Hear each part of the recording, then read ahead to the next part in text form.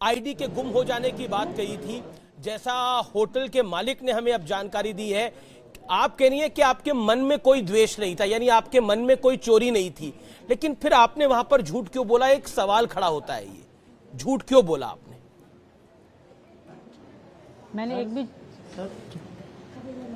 भी झूठ नहीं बोला, क्योंकि मुझसे पहले सचिन सुबह को पहुंच गए थे। तो सचिन ने सुबह से होटल में वो बातचीत कर ली थी। उन्होंने वो किसी से भी ना, उनको पता था इनका नाम सचिन है, उनको पता था कि इंडियन है, मेरे नाम पता था कि इंडियन है। ना उन्होंने मुझसे बात करी, ना मुझसे पूछा, मुझसे फैमिली की तरह मेरे साथ रहे, हमने साथ में वक्त गुजारा, वीडियो बनाई। उन्होंने मुझे भाभी कह के बुलाया, कभी भी मुझे उन्होंने नहीं कहा कि तुम कहाँ से हो, कैसी हो। पर हमारी पड़ताल में, हमारी इन्वेस्टिगेशन में हमारे रिपोर्टर ने जो जानकारी दी है न्यूज़ 18 को, वो यही जानकारी पहुंचाई है, और होटल मालिक ने भी यही बोला है कि पहचान छुपाई गई थी। अगर आप पाक साफ थी तो आपने पहचान क्यों छुपाई?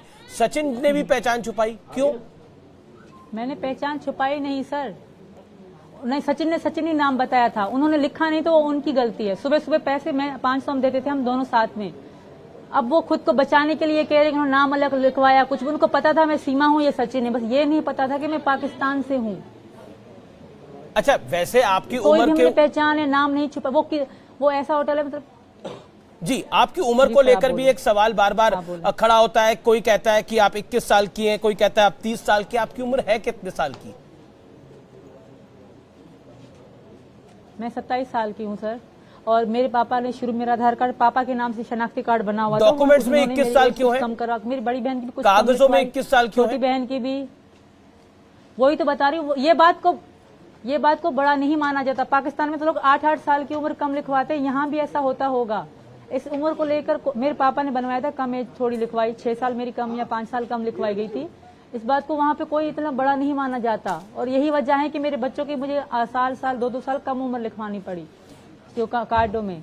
आप बार बार पाकिस्तान में कोई इशू नहीं माना जाता। और रही बात यहाँ के कानून को, तो सब जी सर। जी मैडम, मैं आपसे एक सवाल पूछ रहा हूँ। आपने बार बार आप दावा कर रही है कि 10 से 17 मार्च के बीच आप नेपाल में आपने पशुपतिनाथ मंदिर में आपने विवाह अपना करा, शादी करी, लेकिन न्यूज़ 18 की टीम वहां पहुंची तो वहां पर आपकी एंट्री, आपके नाम की तो एंट्री नहीं है। आप तो मुस्लिम है और वहां पे मुस्लिम की शादी नहीं होती। एंट्री तो हमने कराई, तो मैं मुस्लिम हूँ, आपको पता थी, आपको पता है, या किसी और को पता था? सचिन और मैं साथ में थे, मैं इनकी पत्नी थी, तो किसी को ये पता नहीं था कि हमने वहाँ शादी करी या सिंदूर भरा, इन्होंने मुझे मंगलसूत्र पहनाया। हाँ मानती हूँ, हमारा नाम रजिस्टर या कोई सब प्रूव नहीं है, पर मिल जाएगा। और रही बात शादी करने की, तो हमें कोई लंबी शादी नहीं थी, सिंपल सी थी। तो वहाँ पे किसी ने हमें मना भी नहीं करा था कि अब कह रहे यहाँ शादी नहीं होती, ये नहीं होता, किसी ने हमें कुछ भी नहीं कहा था। हम पूरा पशुपतिनाथ घूमे भी, उनकी छोटी छोटी चीज़ों की मैंने वीडियो बनाई।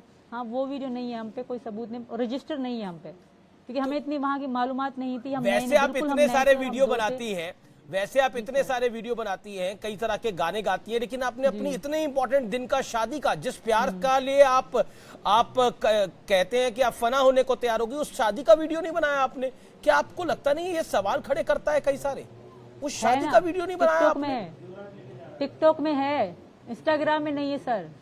अच्छा, टिकटॉक में तकरीबन मैंने 600 वीडियो बनाई होंगी। नहीं, वीडियो तो आपके कई सारे हैं। 600 मैंने वीडियो बनाई होंगी, हमारी छोटी छोटी चीज की, अच्छी बुरी मोहब्बत की, वो इंस्टाग्राम की। नहीं, आजकल का जो दौर है छींक मारने का भी लोग वीडियो बना लेते हैं, लेकिन मैडम, मेरा आपसे एक सवाल जो है वो ये है कि आपके जो पति हैं, जो कि पाकिस्तान में आपके पति थे, वो कह रहे हैं कि आप वो कह रहे हैं कि आप वापस आ जाइए, आप घर वापस आ जाइए, आपको मैं स्वीकार कर लूंगा।